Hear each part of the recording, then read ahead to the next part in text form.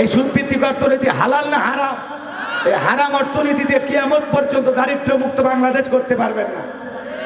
যদি দারিদ্র্য মুক্ত বাংলাদেশ করতে চান, যাকাত ভিত্তিক অর্থনীতি চালু করে দেন। কথা কয় না, কথা কয়। স্বাধীনতার 53 বছর কেটে গেল, যারা যাকাত দিচ্ছে দিয়েই যাচ্ছে, যারা নিচ্ছে নিয়েই যাচ্ছে, মানুষের ভাগ্যের কোনো পরিবর্তন হচ্ছে না। কারণ এদেশের অধিকাংশ ধনীরা যাকাতের সময় আসলে কয়েকটা শাড়ি লুঙ্গি কিনে মানুষকে দেয়। যাকাত মানে শাড়ি লুঙ্গি, কথা কয় না ভাই। শোনেন শোনেন, ধনী নিজের পরনে পরে থাকে 500 টাকা 1000 টাকার আমানস্যা লুঙ্গি, আর গরিবকে দেয় 200 টাকার লিটল লুঙ্গি। পরে থাকলে ওর জান্নাত জাহান্নাম সব বোঝা যায়। নিজের বউরে পরে 5000 10,000 টাকা দামের শাড়ি, আর গরিব মহিলাকে দেয় 300 টাকা দামের শাড়ি। ধুয়ে দিলে শাড়ি না মশারি খুঁজে পাওয়া যায় না। এই বড়লোক এই শাড়ি তোমার বউরে পরায়, এই শাড়ি তোমার মেয়েরে পরায়, দিতে হলে ভালো দেন। আর যাকাত মানে শাড়ি লুঙ্গি না, কথা কয় না ভাই। আর শাড়ি লুঙ্গি দিলে ভালো দেওয়া লাগবে, মানসম্পন্ন কাপড়। যাকাত কিভাবে দেবেন শোনেন। হযরত ওমর ফারুক রাদিয়াল্লাহু তাআলা ডেকে বলেন, তোমরা যাকাতের অর্থ এমন ভাবে দাও যাতে ওই ব্যক্তি যাকাতের জন্য আর কারো দুয়ারে লাইন না দেয়। আল্লাহু আকবার বলেন। তার মানে কিভাবে দেওয়া লাগবে? এই ছেলেটা বেকার বসে আছে, ওরে আপনি যাকাতের 1.5 লাখ টাকা দিয়ে একটা অটো ভ্যান বা রিক্সা কিনে দেন, দিয়ে ওর দৈনিক একটা 500 টাকা 700 টাকা 1000 টাকা ইনকামের একটা রাস্তা তৈরি হয়ে গেল, তার একটা কর্মস্থানের ব্যবস্থা হয়ে গেল। কথা বলেন না কেন? এই ছেলেটা বেকার বসে আছে, এই মাছপাড়া বাজারে ওরে আপনি 1.5 লাখ টাকাতে ছোটখাটো একটা ব্যবসা প্রতিষ্ঠান ধরায় দেন। দেখবেন আল্লাহ যদি চাই 5-10 বছর ব্যবসা বাণিজ্য করে ও নিচেও যাকাত দিতে পারবে। একটা বিধবা নারী এসে শাড়িতে কি লাভ? সেলাই মেশিন কিনে দেন, 2টা ছাগলের বাচ্চা কিনে দেন, 2টা গাভী গরু কিনে দেন। এগুলো লালন পালন করে আল্লাহ ভাগ্যের চাকা ঘুরাবে। কথা কয় ঠিক কি না? যাকাতের অর্থ দিয়ে মানুষের কর্মস্থানের ব্যবস্থা করা লাগবে। আমি ধনী, আমার যাকাত দেওয়া ফরজ, গরিবের যাকাত খাওয়া ফরজ নয়। কথা কয় না ভাই? আমি ধনী, এই যে গরিবের হাতে যাকাতের টাকা দিলাম, দিয়ে কি দয়া করুণা করছি? না, আমার দেওয়া ফরজ। আমার রবের এটা নির্দেশ, আদেশ, আমাকে মানতে হবে। আমি আল্লাহর ভয়ে দিচ্ছি, আমি আল্লাহর ওয়ার্ডারটাকে জাস্ট পালন করতেছি। কথা কি বুঝাইতে পারলাম? আমি গরিব গ্রহণ করতেছি, আমার খাওয়া ফরজ না, কিন্তু ধনী দিচ্ছেন, ওনার দেওয়া ফরজ। এই যে গরিব আপনার যাকাতের টাকা গ্রহণ করে আপনাকে ফরজ ইবাদত পালনের সুযোগ সৃষ্টি করে দিয়ে গরিব বড়লোক দয়া করছে। আল্লাহু আকবার বলেন। শোনেন, ধনী হিসাব করে যাকাত দেয় না। ইনি ধনী মানুষ, যাকাত আসছে 1 কোটি টাকা, কোনো মতে 5-10 লাখ টাকা যাকাত দিয়ে নিজের 90 লাখ টাকা যাকাত নিজে মারিয়ে খায়। ইনি ধনী, 10 লাখ টাকা যাকাত আসছে, 3-4 লাখ টাকা দিয়ে নিজের 6 লাখ টাকা যাকাত নিজে মারিয়ে খায়। এদেশের অধিকাংশ ধনীরা হিসাব করে যাকাত দেয় না। যদি দিত অনেক আগে বাংলাদেশ দারিদ্র মুক্ত হয়ে যেত। তাই বলে আপনারা মন খারাপ করেন, এমনি ইশারা দিচ্ছে, আবার ভুল বুঝছেন না। এক জায়গায় ওয়াজ করতে গেলে বিপদে পড়ে গেছে, বুঝেন নি? এই জন্য আপনারা আবার ভুল বুঝছেন না। কষ্ট হচ্ছে আপনাদের? শোনেন, যাকাত দেবে না, যাকাত আদায় করা লাগবে। এই জন্য এদেশে শোনেন, যাকাত ভিত্তিক অর্থনীতি চালু করে একটা যাকাত মন্ত্রণালয় চালু করা লাগবে। আর এই মন্ত্রণালয়ের দায়িত্ব এদেশের বিজ্ঞ ইসলামিক স্কলার, দ্বীনের দায়ী দার্শনিক আলেম ওলামাদেরকে দিতে হবে। আল্লাহু আকবার বলেন। কারণ ওই চালচোর টালচোর গুমচোর বিকাশের টাকা চোর ওদেরকে দিলে সর্বনাশ হয়ে যায়। মাননীয় প্রধানমন্ত্রী করোনা মহামারীর সময় 50 লক্ষ মানুষকে 2500 করে টাকা বিকাশে দিল, যে গরিব মানুষ খাইয়া বাঁচুক। নেতা কি করলো? নিজের বইয়ের নামে সিম কিনা তার ভিতরে 2500 টাকা ঢুকাইছে। নেতা নিজের মেয়ের নামে সিম কার্ড কিনা তার ভিতরে টাকা ঢুকাইছে। যারা 2500 টাকা লোভ সামলাইতে পারে না, চাল ডাল ঘুমের লোভ সামলাইতে পারে না, ঢেউটিনের লোভ সামলাইতে পারে না, রাস্তার পিচ পর্যন্ত খাইয়ে ফেলে দেয়, খোয়া পর্যন্ত খায়, রড পর্যন্ত খায়, ওদেরকে দিলে সব টাকা বিদেশে পাচার করবে। আপনি তার পিছনে স্লোগান দেন, অমুক ভাইয়ের চরিত্র ফুলের মতো পবিত্র, নামাজ পড়ো 1 ওয়াক্ত, গাঁজা খাই 5 ওয়াক্ত, গুমসুরিতে পাকা ভক্ত, শয়তানের 1 নাম্বার ভক্ত, হুজুরদের জন্য খুবই শক্ত, সুশে খাই গরিবের রক্ত। লেখা আছে ভোটের পোস্টারে, গরিবের বন্ধু, সেবা করার সুযোগ দিন।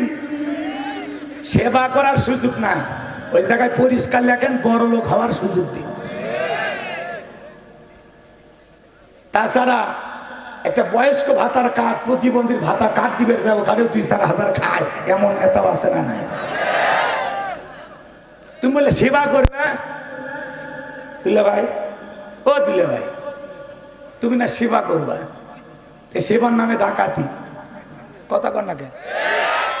জনগণের বাড়ি গরিব গরিবই ছিল, আর নেতার বাড়ি খালি দেশে না বিদেশেও বাড়ি। কত মান নেতার সাথে দেখা হয়, হুজুর আমি তো আসলে এদেশের জনগণের জন্য এখানে পড়ে আছি, আমার বড় ছেলে লন্ডনে থাকে, মেয়েটা আমেরিকায়, ওখানে জামাই সহ সেটেল হয়েছে, পাশাপাশি আমার স্ত্রীও, সে তো এখন সুদানে থাকে, তো সব মিলে আসলে আমি এখানে শুধু জনগণের মায়ায় পড়ে আছি। কে রে বদমাইশ, তুই জনগণের মায়ায় পড়ে আছো না মাল কামানের আশায় পড়ে আছো? তো সবগুলো বিদেশে, তুই এ দেশে আছো কে? চলে যা, আমরা দেখিচ্ছি, পরে আমরাই নির্বাচন করে পাশ হবো নাকি? কর, তোর বউ বাচ্চা সবাই বিদেশে, তুমি এই দেশে কেন? যাও। যদি এই শোনে, যদি নেতা ভালো হইতো তাহলে ওর বউ বাচ্চা বিদেশে থাকতো না, ওর বউ বাচ্চা এই দেশে থাকতো, ওর ছেলেকে দিয়ে মেয়েকে দিয়ে জনগণের সেবা করাইতো। তোমার ছেলে মেয়ের ভবিষ্যৎ লন্ডন আমেরিকার, আমাদের ভবিষ্যৎ কই? কচুর খেতে। আমাদেরকে বলে 1 শতক জমি যেন ফাঁকা না থাকে নাকি? কম আমরা সারা জীবন চাষবাস করে মরলাম, আর ওরা সুইস ব্যাংকে টাকা জমাচ্ছে, কথা কোন ঠিক কিনা? হাজার হাজার কোটি টাকা, দেশের টাকা বিদেশে পাচার করেছে। এমন নেতা আছে না? না, নাম ধরা দরকার নাই, ভাসুরের নাম জানি, মুখে আনবো না। কথা কি ক্লিয়ার? রাগ করেছেন মনে হয়?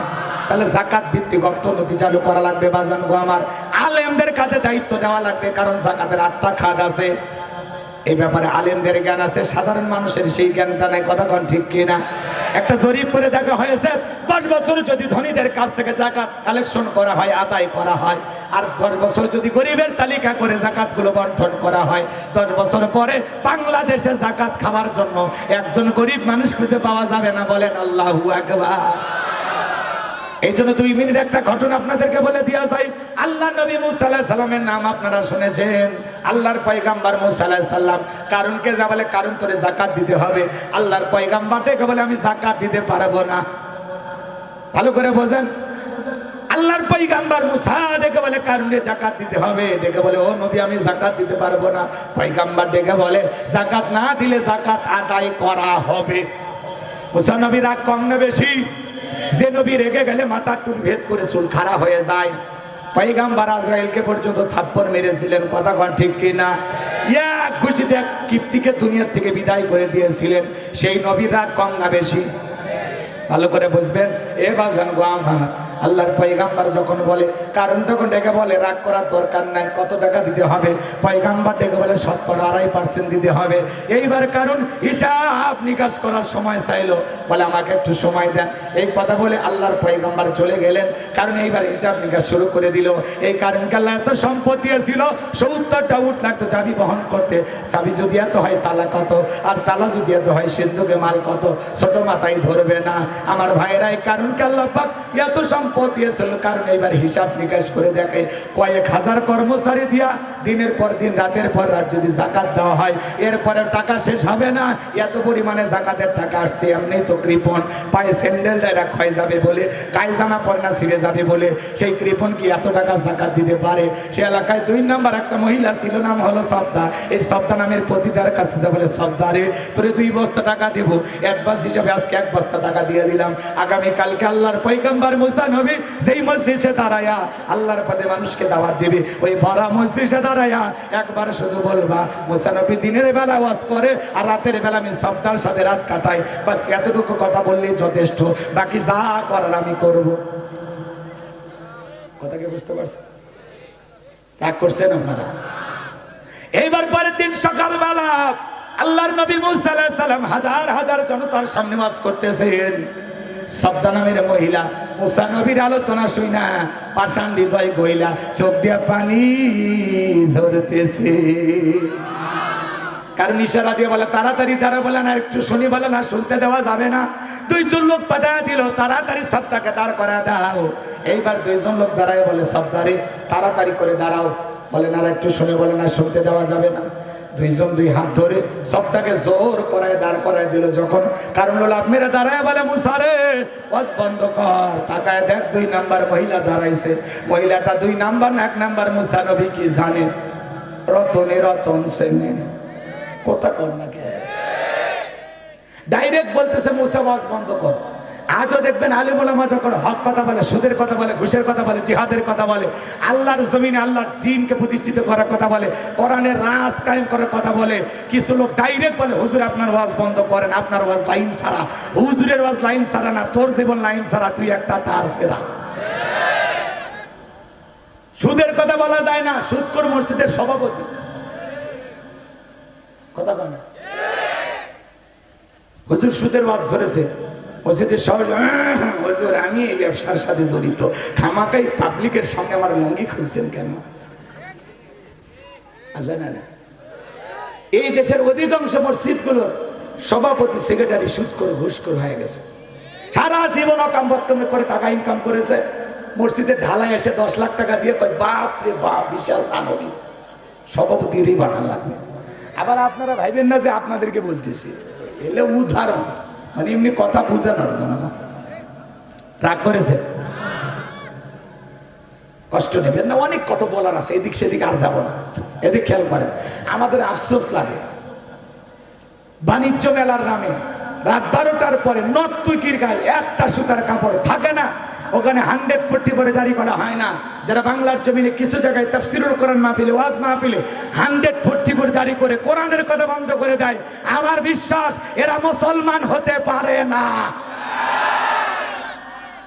যাত্রা গান ভালো লাগে, আর কোরআনের কথা চললে তোমার ক্ষতি হবে না। পাবলিক যদি একবার কোরআন বোঝে তো তোমার সমস্যা হবে, বোতল খাওয়া হবে না, কথা কয় না।